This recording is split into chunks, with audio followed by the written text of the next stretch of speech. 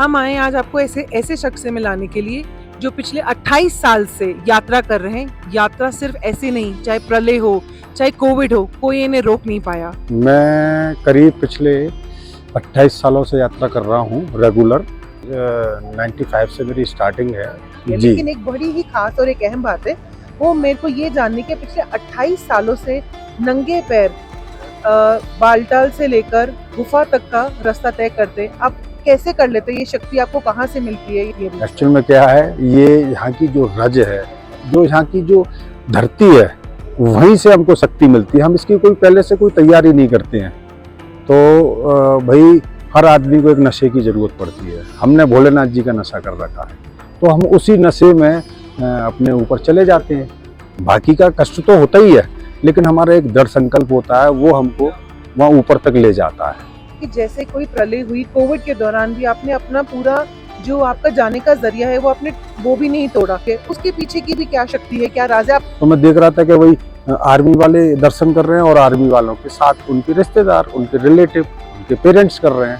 तो भाई क्यों ना मेरे को जब मैं देखता था टीवी पे, तो मेरे को बड़ा दुख होता था, मेरे को बड़ा याद आती थी बाबा की। तो मैंने फिर बाबा भोलेनाथ जी से अरदास लगाई, मैंने कहा कि मेरे को भी दर्शन चाहिए। तो मैंने फिर वहाँ जो है ढूंढना स्टार्ट किया, भाई कोई व्यक्ति अपना जान पहचान का इधर हमें मिल जाए जो ये दर्शन करा दे। कश्मीर की वादी में भोलेनाथ की शादी में हम आए आज आपको ऐसे ऐसे शख्स से मिलाने के लिए जो पिछले 28 साल से यात्रा कर रहे हैं। यात्रा सिर्फ ऐसे नहीं, चाहे प्रलय हो, चाहे कोविड हो, कोई इन्हें रोक नहीं पाया। आइए आपसे मिलाते हैं उस शख्स से, लल्ला भैया जी से, जो पैदल यात्रा करते हैं। आइए लल्ला भैया, आप कितने सालों से यात्रा कर रहे हैं? मैं करीब पिछले 28 सालों से यात्रा कर रहा हूँ रेगुलर। और उसमें मेरा पहला अनुभव जो है 95 से मेरी स्टार्टिंग है। इसका मतलब यात्रा के दौरान आपने काफी कुछ देखा और काफी कुछ सहा भी, जी लेकिन भोले बाबा ने आपको हर संकट से बचा लिया। जी। लेकिन एक बड़ी ही खास और एक अहम बात है, वो मेरे को ये जानने के पिछले 28 सालों से नंगे पैर बालटाल से लेकर गुफा तक का रास्ता तय करते। आप कैसे कर लेते? ये शक्ति आपको कहाँ से मिलती है? ये क्या क्या कठिनाइयाँ आती है? एक्चुअल में क्या है, ये यहाँ की जो रज है, जो यहाँ की जो धरती है, वहीं से हमको शक्ति मिलती है। हम इसकी कोई पहले से कोई तैयारी नहीं करते हैं।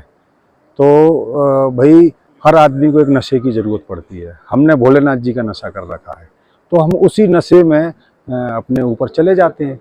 बाकी का कष्ट तो होता ही है, लेकिन हमारा एक दृढ़ संकल्प होता है, वो हमको वहाँ ऊपर तक ले जाता है। तो हमको ऐसा कोई ज़्यादा परेशानी नहीं होती है। और भाई श्रद्धा में भक्ति है और भक्ति में शक्ति है। लल्ला भैया, एक और चीज बताइए कि जैसे कोई प्रलय हुई कोविड के दौरान भी आपने अपना पूरा जो आपका जाने का जरिया है वो भी नहीं तोड़ा। जी तो आपने काफी कुछ देखा, लेकिन जी। आपकी हिम्मत हमेशा जुटी रही। आप आगे से आगे बढ़ते चले गए। उसके पीछे की भी क्या शक्ति है, क्या राज है? आप आज के युवक को क्या मैसेज देना चाहते हैं? वही ऐसा है, अभी जो 2 साल कोरोना काल के गए हैं, 2020-2021, तो सरकार ने जब यात्रा को रोका, तो उसके लिए उन्होंने एक ऑल्टरनेट ये निकाला कि लाइव आरती। तो वो जब लाइव आरती उन्होंने स्टार्ट करी, तो मैं लाइव आरती जब देखता था शाम को, तो मैं ये देख रहा था कि आर्मी वाले भाई सिविल के लिए तो ऊपर से बंद कर रखी थी सरकार ने, सेंट्रल से यात्रा बनती, सेंट्रल के अंडर में आती है यात्रा। तो मैं देख रहा था कि भाई आर्मी वाले दर्शन कर रहे हैं और आर्मी वालों के साथ उनके रिश्तेदार, उनके रिलेटिव, उनके पेरेंट्स कर रहे हैं। तो भाई क्यों ना मेरे को जब मैं देखता था टीवी पे, तो मेरे को बड़ा दुख होता था, मेरे को बड़ा याद आती थी बाबा की। तो मैंने फिर बाबा भोलेनाथ जी से अरदास लगाई, मैंने कहा कि मेरे को भी दर्शन चाहिए। तो फिर हमारे उधर यूपी, मैं उत्तर प्रदेश एटा से हूँ, तो उधर के काफ़ी लोग इधर आर्मी में हैं। तो मैंने फिर वहाँ जो है ढूंढना स्टार्ट किया, भाई कोई व्यक्ति अपना जान पहचान का इधर हमें मिल जाए जो ये दर्शन करा दे। तो खुदा मेरे को फिर बाबा की कृपा हुई, तो मैं हमारे एक परिचित जो है वो यहाँ गांदरबल सीआरपीएफ कमांडेंट थे, तो और उनके सहयोग से ही फिर मुझे उस साल यात्रा का सौभाग्य प्राप्त हुआ। और जब दूसरी मेरी जो यात्रा थी 96 में, तो मैंने वो मंजर यहाँ पे देखा था पहलगांव वाले रास्ते से। जब भूस्खलन हुआ था, तो उसमें करीब 15 से लेकर 20,000 आदमी इंजर्ड हुआ था। तो मैं जब पहलगांव से मेरी यात्रा जो स्टार्ट हुई थी, तो मेरा पहला स्टॉपेज जो है शेषनाग झील। तो शेषनाग झील पर जब मैं पहुंचा था, तो उसके दूसरे दिन से ही जो है बारिश और मौसम ख़राब हो गया, और उसमें यात्रा रोक दी गई थी सरकार की तरफ से। और मैं एक ही टेंट में करीब 8 दिन तक उसमें रहा। तो खाने के लिए कुछ भी नहीं आ पा रहा था नीचे से घोड़े से, और सारा कुछ बंद हो गया था। तो वो जो टेंट वाला था वो बस केवल दोनों टाइम दलिया खिचड़ी, इसके अलावा उसके पास हमारे को खिलाने के लिए कुछ भी नहीं था। तो बड़ा दिक्कत से हमने वो 8 दिन वहाँ पे निकाले शेषनाग पे। फिर 90 दिन जो है आर्मी जब ऊपर पहुँची है, तो मौसम जब खुला, तो आर्मी वालों ने सारे टेंट जो है। जी लला भैया, जब वो प्रलय आई थी उसके बाद आप होटल वाली बात बता रहे थे। जी जी जी। तो जब हम ऊपर से जब लौटे, तो एक हफ्ते बाद, तो हमने वहाँ जो देखा कि होटलों में रुकने की जगह नहीं थी।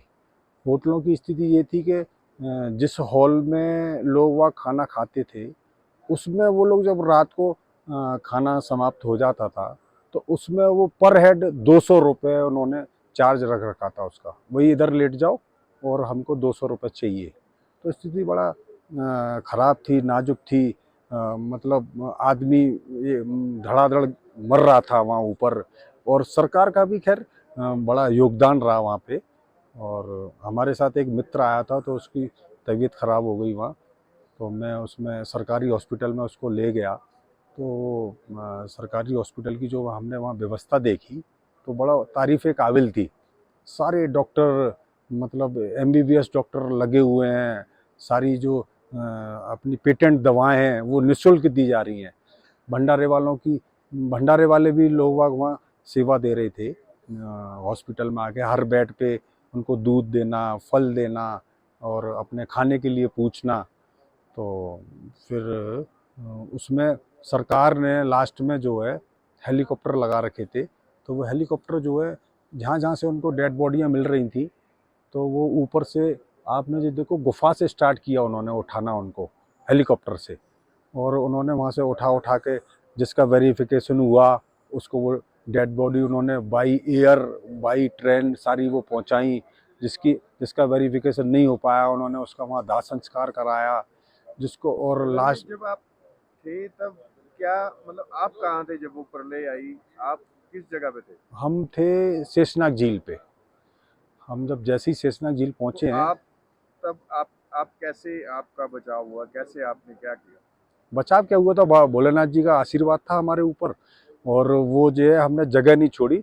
शेषनाग हमको एक टेंट वाले ने हमको शरण जो दी थी, तो हम उसी टेंट में हमने एक हफ्ते गुजारे। और उसके बाद जब मौसम खुला, तो हमको जितने भी वहाँ यात्री रुके हुए थे, तो किसी को ऊपर ना जाने की बजाय उन्होंने नीचे बोले, भाई आप लोग नीचे जाइएगा, स्थिति बहुत ख़राब है और अब यात्रा नहीं होगी। और चलो, हमारे चैनल के जरिए आप किसी को कुछ कहना चाहते हैं द सिटी हेडलाइंस के जरिए? बस यही है कि श्रद्धा में भक्ति और भक्ति में शक्ति है। अगर आपने दृढ़ संकल्प ले लिया है, तो आपको दर्शन होने हैं।